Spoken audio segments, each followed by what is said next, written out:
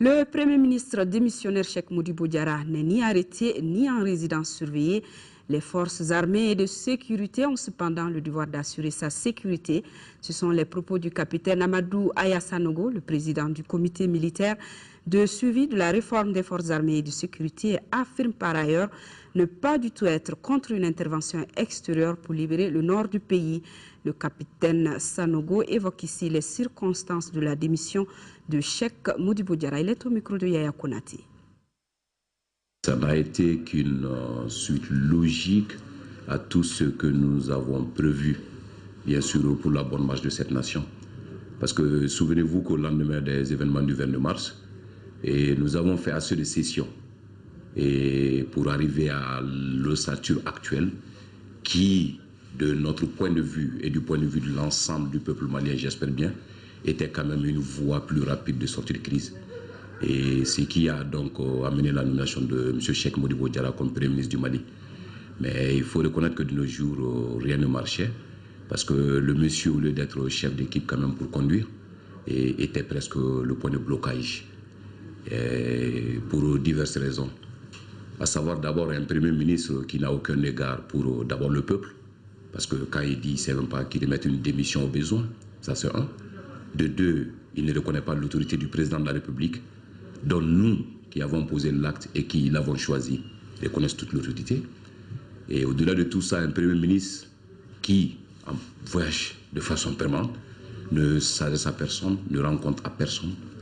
Et ensuite, il faut voir que le blocage au niveau de l'équipe gouvernementale, qui ne dit pas son nom, parce que quand un Premier ministre est aussi ambitieux jusqu'à désigner, bien sûr, le dernier planton dans un service, et quand un Premier ministre qui, au moment de son choix, n'avait aucune ambition politique ou pour des élections, quoi que ce soit, mais est en train d'étrangler tout le pays et à les pieds sous le frein, et pour des ambitions personnelles démesurées, il fallait réellement agir au plus vite parce que ce pays-là n'a pas besoin de ça. Il faut reconnaître que ça fait des semaines et des semaines que ce même peuple m'envoie des délégations ici et pour venir réellement témoigner leur ras-le-bol pour diverses raisons. Et même hier seulement, quand les assises devraient se tenir, M. Cheikh Modibo Diarra était en partance pour Paris. Et alors que ces assises-là sont quand même constituent un point déterminant, bien sûr, de la vie de la nation. Et je pense bien qu'au-delà de tout ça, il fallait quand même s'associer, bien sûr, à tout ce peuple et pour essayer de prendre la bonne décision. En un mot, vous l'avez contraint à démissionner? On ne l'a pas contraint, on l'a facilité. Et parce que contraint, c'était s'il y avait des formes de violence ou autre. Et je pense bien, il y a quelques semaines de cela, lui-même il l'a notifié. Il dit si réellement on voulait son départ, il va donner. Mais pas au président de la République, ni à aucune autre structure. Mais à nous, il peut. Donc hier, nous avons réellement vu qu'il était réellement nécessaire de lui demander de remettre. Et d'où sa présence à Kati ici et pourquoi il nous l'a remis. Et qu'est-ce qu'il devient l'ancien Premier ministre, puisqu'il faut l'appeler désormais ainsi? On le disait arrêté hier soir, aujourd'hui on le dit quelque part à résidence surveillée. D'abord, permettez-moi de préciser quelque chose. Même à temps normal, on change de Premier ministre. À temps normal, un Premier ministre démissionne. Donc, ce n'est pas pourquoi ce cas spécifique peut porter beaucoup de suspicions. Et au-delà de ça, ce matin, j'apprends dans les informations comme quoi l'opposition avec les militaires et surtout notre équipe, c'est par rapport à une intervention dont M. Cheikh Modibo Diarra a tant souhaité appuyer sur le plan international et dont nous nous sommes opposés. Je tiens à préciser que cela est complètement décousu. Nous ne sommes jamais opposés à quoi que ce soit.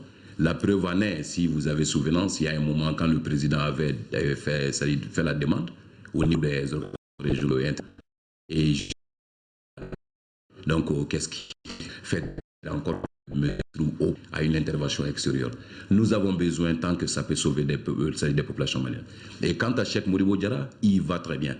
Il n'a donné cette démission sous aucune pression, sous aucune forme de violence. Mais seulement, et vous connaissez le Mali, au lendemain du 22 mars, les ministres du temps ATT, et on les a gardés ici pour leur sécurité, et ensuite on les a lâchés, ils vivent bien chez eux. Cheikh Modibo, ce n'est même pas le cas d'ailleurs. Il est actuellement chez lui depuis hier soir. Il a juste donné le papier et puis repartir.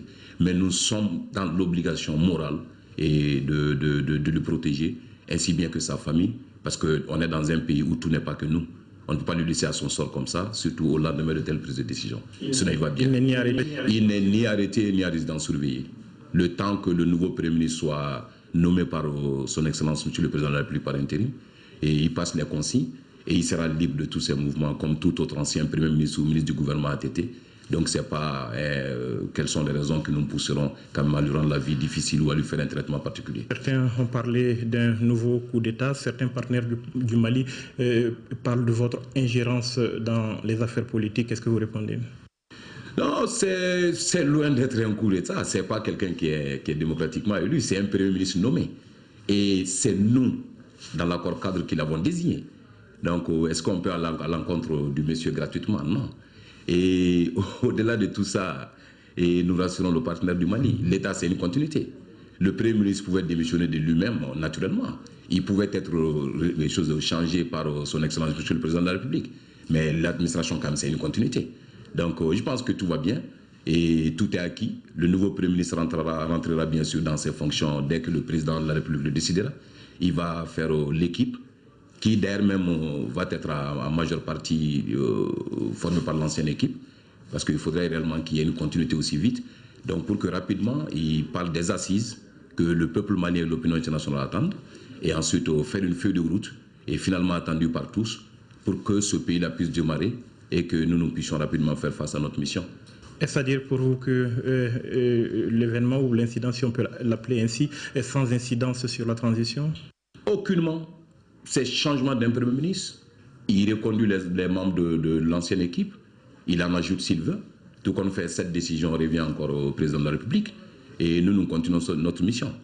Parce que l'autre danger que je tenais réellement à préciser au-delà de ça, parce que quand un Premier ministre quand même est l'organisateur des marches de protestation ou des marches, je ne sais pas de quelle nature dans une ville, quand un Premier ministre va jusqu'à payer les paisibles citoyens et pour sortir et pour sa cause.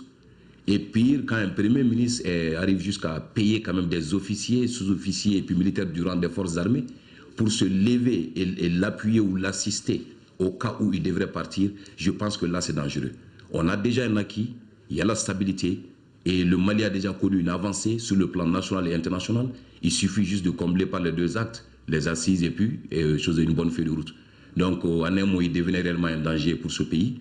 Et l'ossature existe, reste. Mais maintenant, le nouveau Premier ministre va reconduire une équipe et le Mali marche. Et pour terminer, quel rôle est-ce que vous entendez jouer pour le reste de la transition? Le reste de la transition, vous savez, c'est par décret que je suis président du comité militaire de suivi des réformes des forces armées et de défense et de sécurité, bien sûr. Et ça a été créé par loi. Il a été nommé par décret du président de la République actuelle. Je m'occupe pleinement de mes fonctions, nous sommes en plein là-dessus. Mais même là aussi, je ne vous l'apprends pas, de mars à maintenant, depuis la nomination de ce Premier ministre, il n'a posé aucun acte.